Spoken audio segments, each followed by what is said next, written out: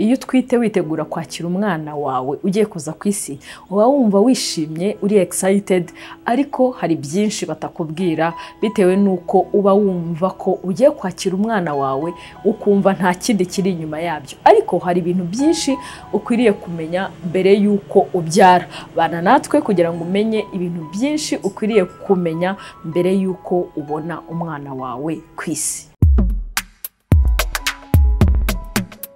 Iyo ubyaye bwa mbere hari ibintu byinshi batakubwira. Uyu munsi ndifuza yuko tuganira nk'ababyeyi cyangwa se nk'abamama bashyashya cyane cyane babyaye ubwa mbere nibo bagira ibibazo byinshi, ibintu byinshi bibituraho akibaza ati kuki ibi bintu batabitubwiye. Uyu munsi ngiye kubibabwira ibintu batigeze bakubwira kandi byarangiza bikakubaho iyo ubyaye ubwa mbere ukibaza bigenze bite ko na expectingaga kubyara umwana mwiza agaseka tukamwambika neza none tukamufata amafoto umwana agakura ariko harimo urugendo rugoye cyangwa se ruba ruri tough ku mubyeyi cyane cyane ubyaye ubwa mbere. Ikintu cya mbere batakubwira nuko bakubwira ngo ibise birababaza cyangwa se ngo wumva isi kugwiriyeho ukumva ngo ni nk'uburibwe udashobora kumva koko nibyo.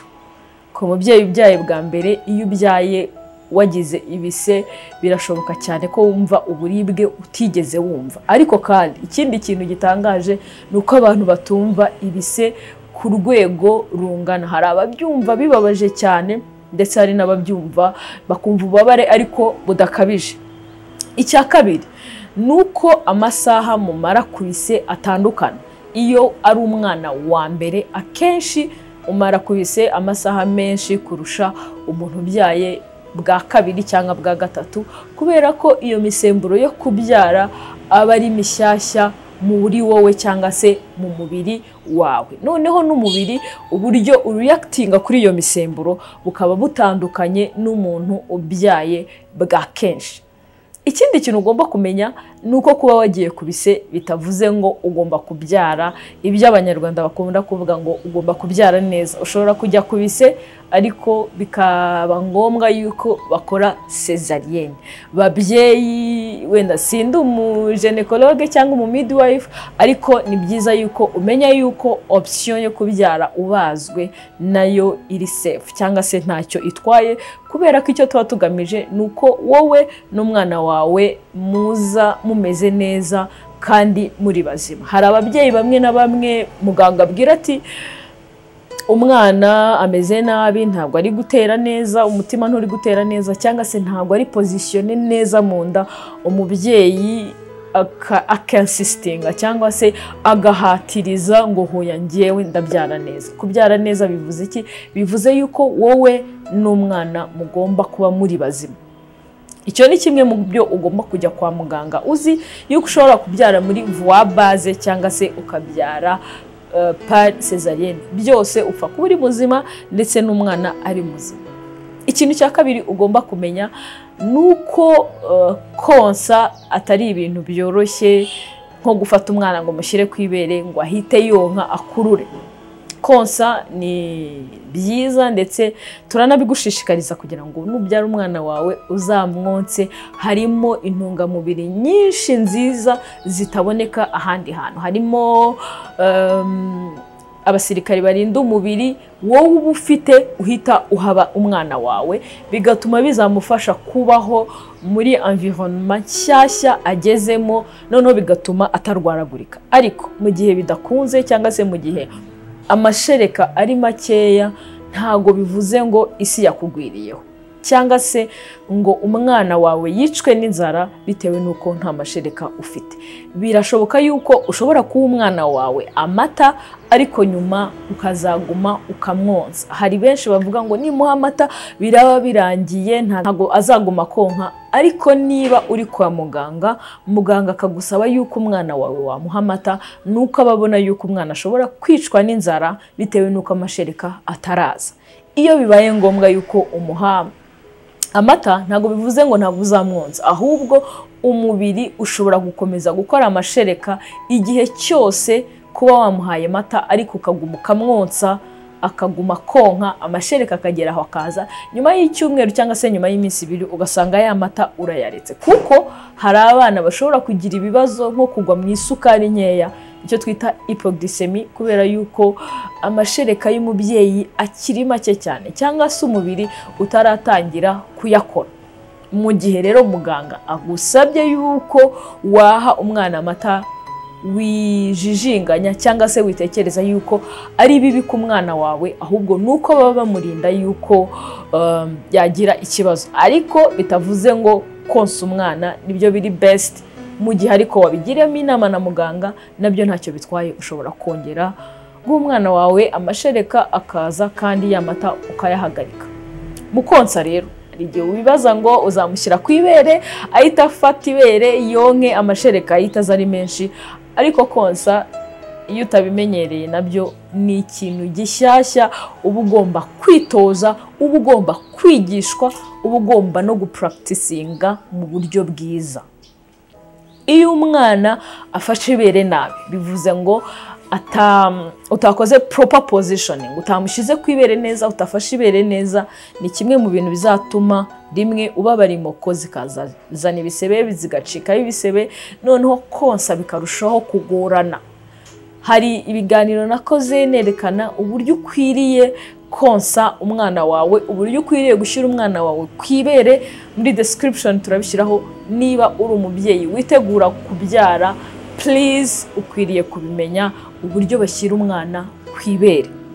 Bizatuma afata ibere neza kandi bizatuma yonka, ntuzane ibisebe ku moko.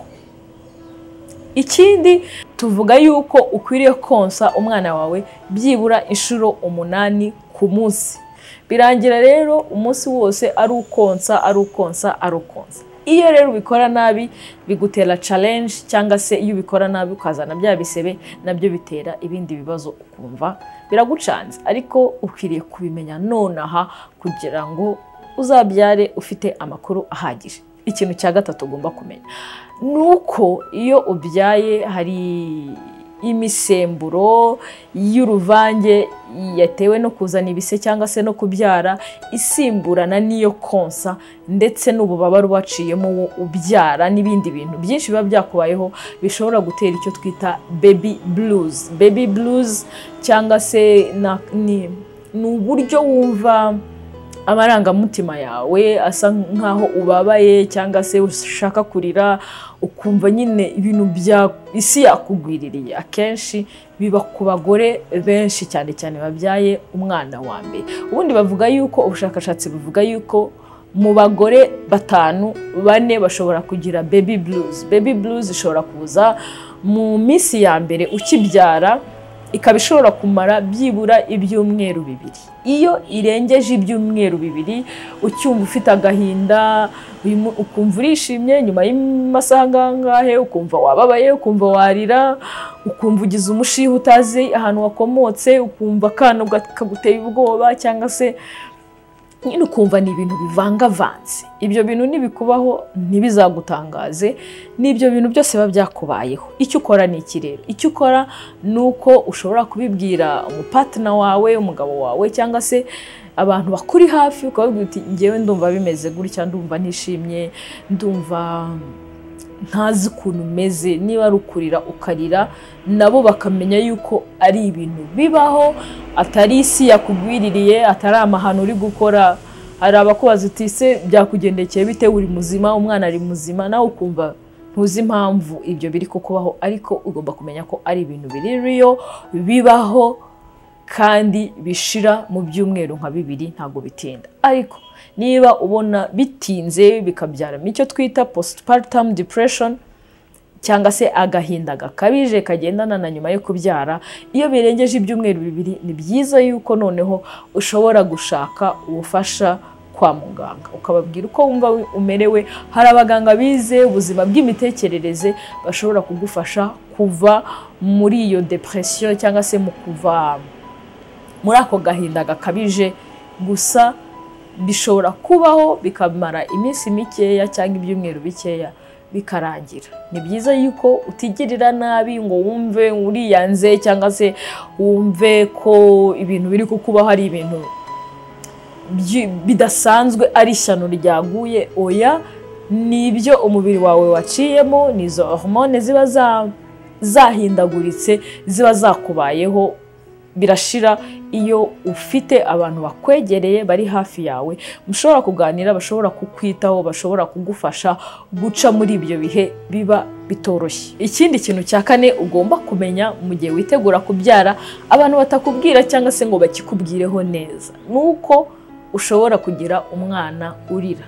Umwana ashobora kurwara icyo mu nda, cyane cyane tukita ngo ni icyo mu nda, benshi bakavuga ngo isi icyo mu nda ni iki, bamwe bakavuga ngo ni imbeho yahuye n'amara n'ibindi byinshi, uzumva byinshi bakubwira bigendanye n'icyo mu nda. Ariko icyo mu nda cyangwa se tujya tuvuga ngo ni colique, ni igihe umwana amara aba ari kumenyera digestion, kugogora, bityo bikagendana nuko hashobora kuba harimo ubwo buryo bushyashya umubiri uri kwakira ibiribwa, kuko nibwo bwa mbere aba afashe intungamubiri ziciye mu kanwa. Ubundi ubumugaburira ariko biciye muri cordon ombilical, iriya ibafatanya, urura rufatanya umwana n'umubyeyi, akaba ariho intungamubiri zimugaburirira. Ariko yatangiye konka, noneho ashobora kurwara icyo mu nda.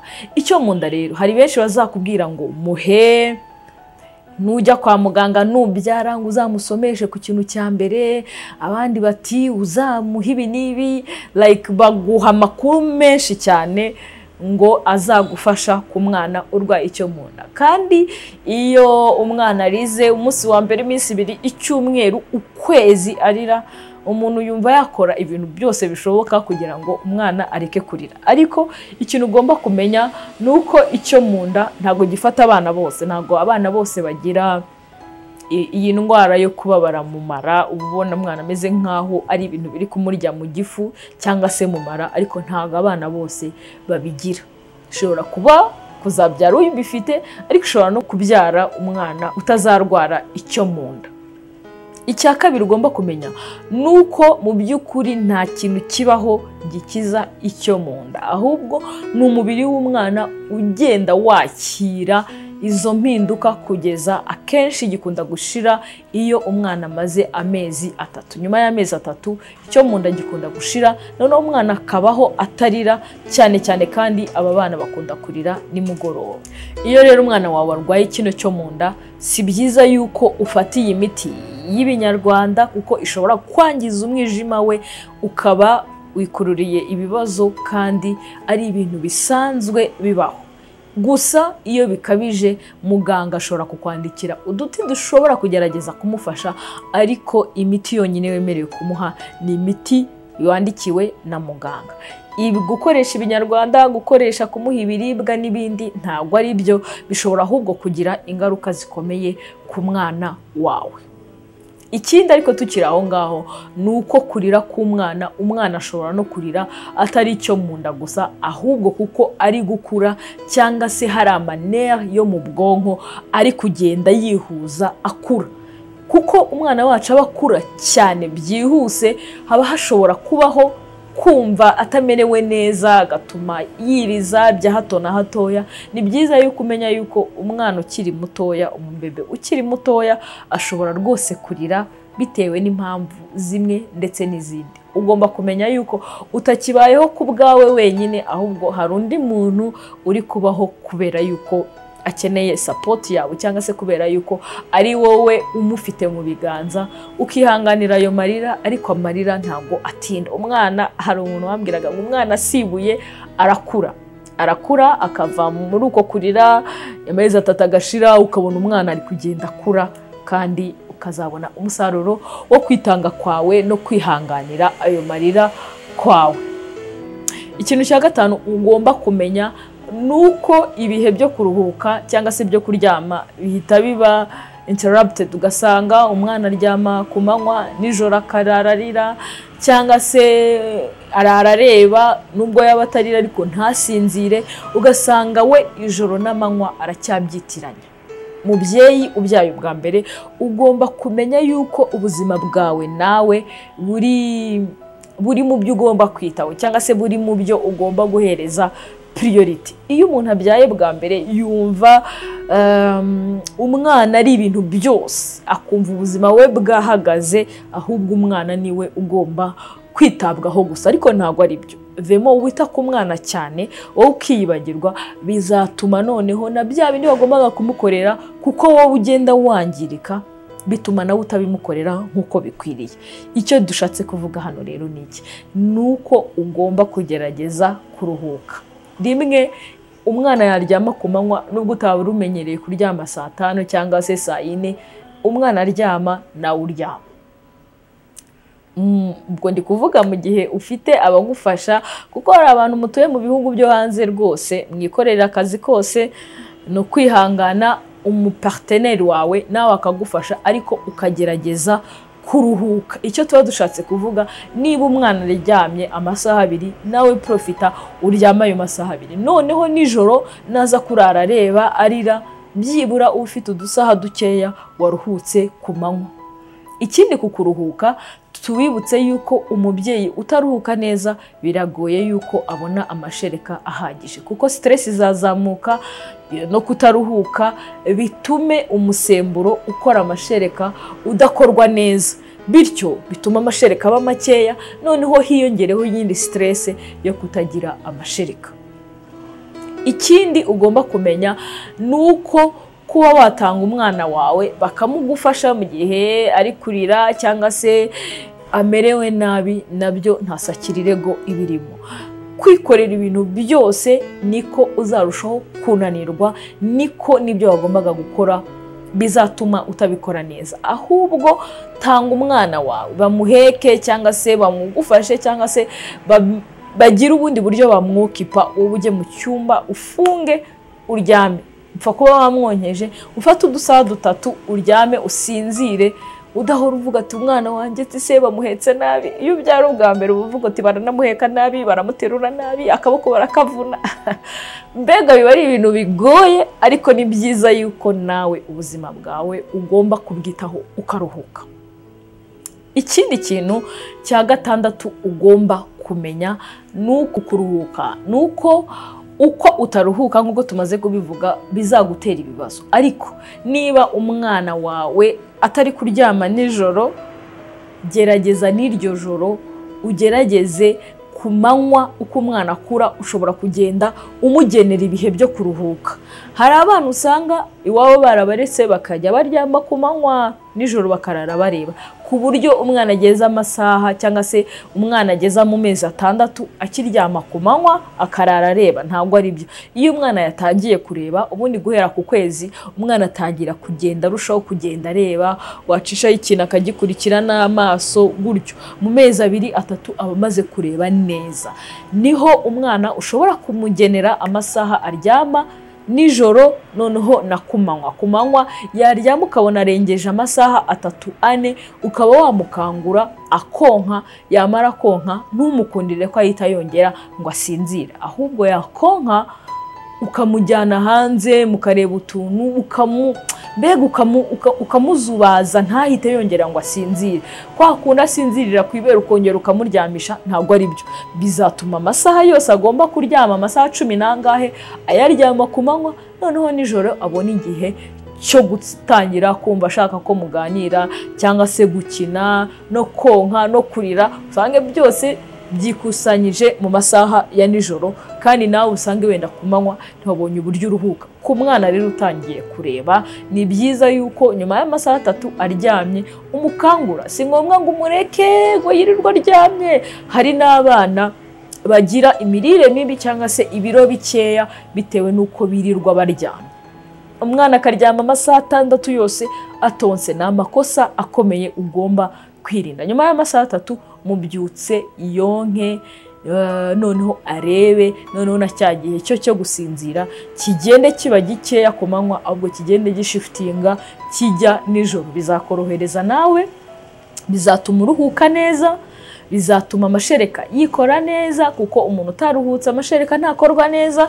Ikindi kandi bizatuma no mu mutwe wumva umeze neza, bigurinde yuko wagira za postpartum depression iterwa na bya bindi byose hiyongeyeho noneho no kutaruhuka bikarushaho kuba bibi. Ni byiza rero yuko ugerageza kuruhuka nubwo utaruhuka nk'abandi cyangwa se nk'uko wari usanzwe uryama, ariko byibura ukaruhuka bizagufasha muri urwo rugendo rwawe. Ikintu cya gatandatu ukwiriye kumenya niba witegura kubyara umwana wawe, cyane cyane twibanze ku bwa mbere, ariko si ngombwa ku bantu babyaye ubwa mbere, kuko hari n'igihe uba ubyaye umwana atari ubwa mbere ariko nawe amakuru ufite adahagije.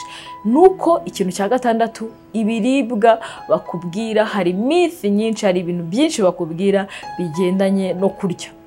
Hari benshi bazakubwira ngo ntago unywa amazi, si byiza yuko unywa amazi kandi wonsa, amashereka azaba amazi, ntibarya ubunyobwa, barya igitoki n'ibirayi gusa, ntibagira gutya ku bigendanye n'imirire. Ariko ndashaka kukubwira ko ibirira byose bakubwira nta na kimwe kiri cyo. Umubyeyi yemerewe kunywa amazi kandi yonsa, ntago bica amashereka amazi, kubera yuko amashereka 90% yayo agizwe n'amazi. Urumva ko utanywa amazi ni hahandi uzasanga wanyweye amaji menshi, wanyweye ibikoma byinshi bituma ibiro byawe birushaho kwiyongera. Rero amazi wemerewe kuyanywa byibura ahubwo ukanywa litiro 2 kugeza kuri 3 mu gihe wonsa. Igihe cyose urya indyo yuzuye kandi wanyweye amazi, rwose amashereka yawe azaza ameze neza kandi afite intungamubiri zihagije. Icya kabiri, hari abakubwira ngo nturya ubunyobwa, nturya ibintu bitandukanye. Ubunyobwa waburya rwose igihe cyose ubunyobwa buhiye. Ikindi, ntago igikoma cy'amasaka atukura aricyo kizanisha amashereka gusa. Niba wumva udakunze igikoma cy'amasaka, ushobora kunywa igikoma cy'imvange. Ikindi, nabwo suko ari igikoma kizanisha amashereka, kuko hari ababyeyi baba mu bihugu batanywa ibikoma kandi amashereka akaza. Amashereka aza kuko wariye intungamubiri zihagije kandi wafashe likide, ibisukika bihagije. Amashereka ntago ava mu muhogo mu byo tumaze kurya ngo ahita ajya mu mabere, ahubwo amashereka akorwa mu ntungamubiri zaciye mu igogora zikajya mu maraso, noneho amashereka agakorwa avuye mu maraso. Ntago amashereka akorwa avuye mu gifu, ava mu maraso. Intungamubiri ziri mu maraso nizo zigenda zigakorwamo amashereka. Waba wanyweye igikoma, undi akanywa icyayi, undi akarya ibiryo bisanzwe agashyiramo inyama, imboga n'ibirayi, undi akanywa potaje, upfa kuba wabonye intungamubiri zihagije, amashereka uzayazana.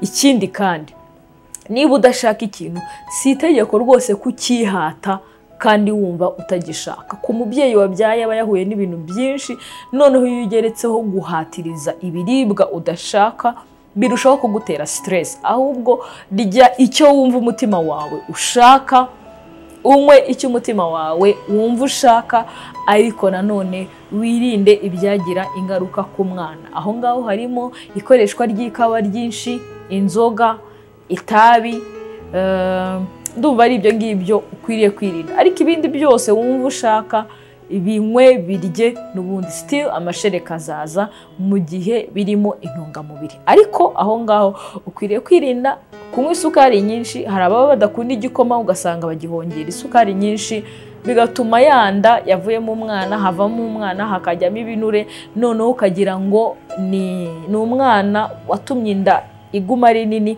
ahubwo ari uko wariye nabi nyuma yo kubyara.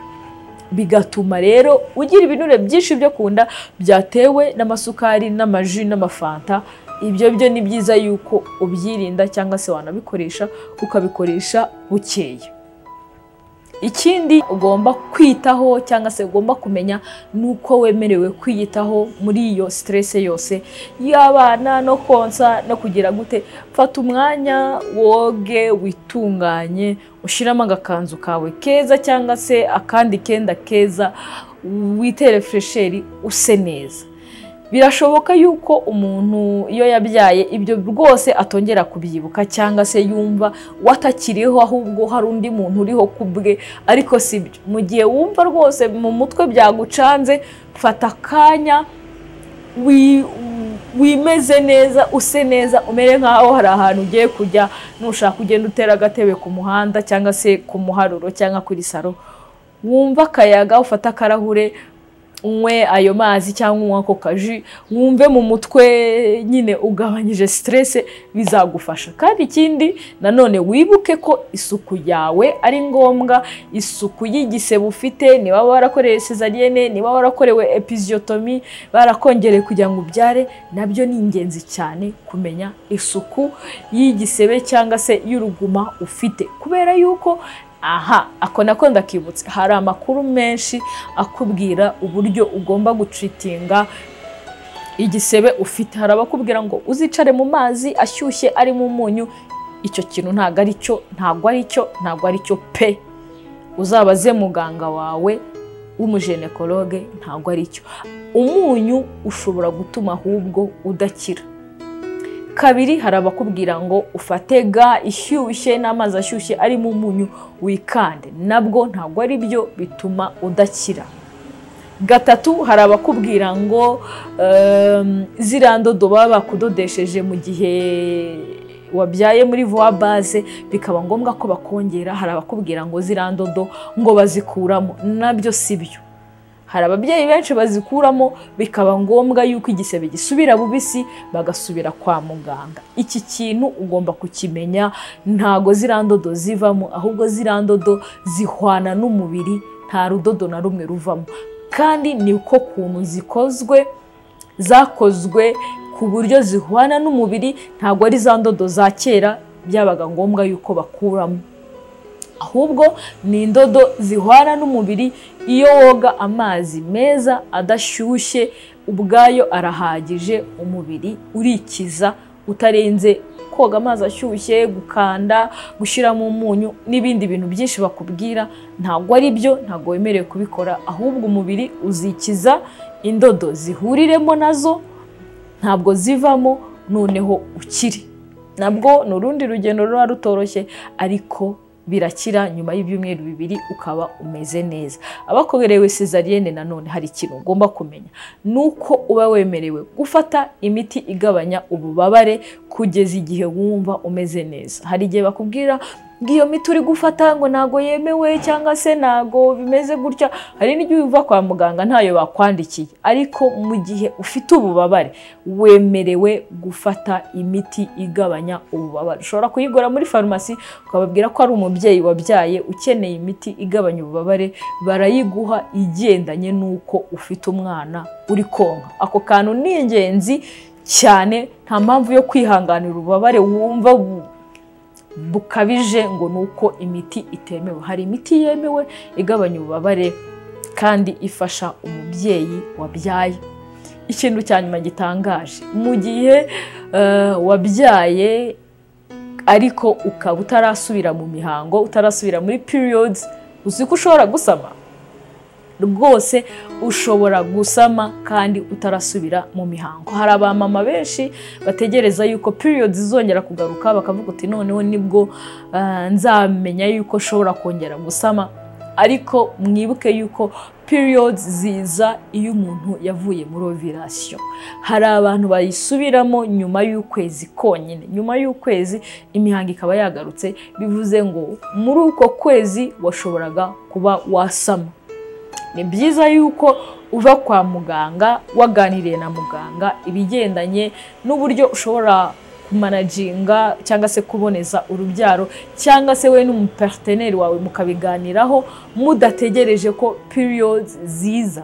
Hari abantu badakurira umwana ugasanga umuntu amaze umwaka, undi amaze amezi 6, ariko hari n'umara ukwezi kumwe, amezi 2. Ni byiza rero yuko uba ubizi neza yuko ushobora gusama kandi utarakurira umwana. Ubundi mu Kinyarwanda cyiza bavuga yuko ari ugukurira umwana, kubona periods nyuma yuko ubyara. Rero icyo kintu ugomba kukimenya, hato utisanga ufite umwana wa 2 ariko utarigeze ukurira n'umwana wa mbere. Ni byiza yuko ubimenya, kandi ayo makuru mbahaye ni ingenzi cyane ku mubyeyi ushaka kumenya byinshi cyangwa se uri kwitegura mu kuba yabona umwana we wa mbere, cyane cyane ko umwana wa mbere ari we uguha challenge, uguha ibintu utaruzi, kumva biragucanze. Ariko uyu munsi bahaye amakuru y'ingenzi mushobora kumenya bikazaborohereza urwo rugendo rwanyu rwo kugira umwana wa mbere.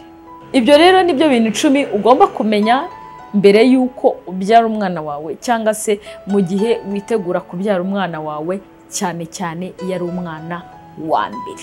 Mu gihe ufite ikibazo, mu gihe hari ibyo tuvuze kandi ukabona bikubayeho bikeneye ubufasha bwa muganga, ntukajijinganye kujya kwa muganga, kuko igihe cyose ufite ikibazo ni byiza yuko muganga ari we uguha igisubizo cyacyo kuruta kugihabwa n'undi muntu. Mwari kumwe nanjye mfite Yesuleya kuri Nutri-MediPlus. Ushaka ubufasha bw'umwihariko mu bigendanye n'imirire, kuboneza imirire, kongera amashereka mu gihe ufite amashereka makeya, utazi uburyo ugomba kurya, utazi ngo narya gute mu gitondo, saa sita na nijoro, kugira ngo amashereka aba hari ahagije, turahari kugira ngo tugufashe. Dukorera Kimironko hafi ya Simba Supermarket muri Nutri-MediPlus, ikigo gitanga ubujyanama mu mirire. Mwari kumwe nanjye mfite Yesuleya, naho ubutaha.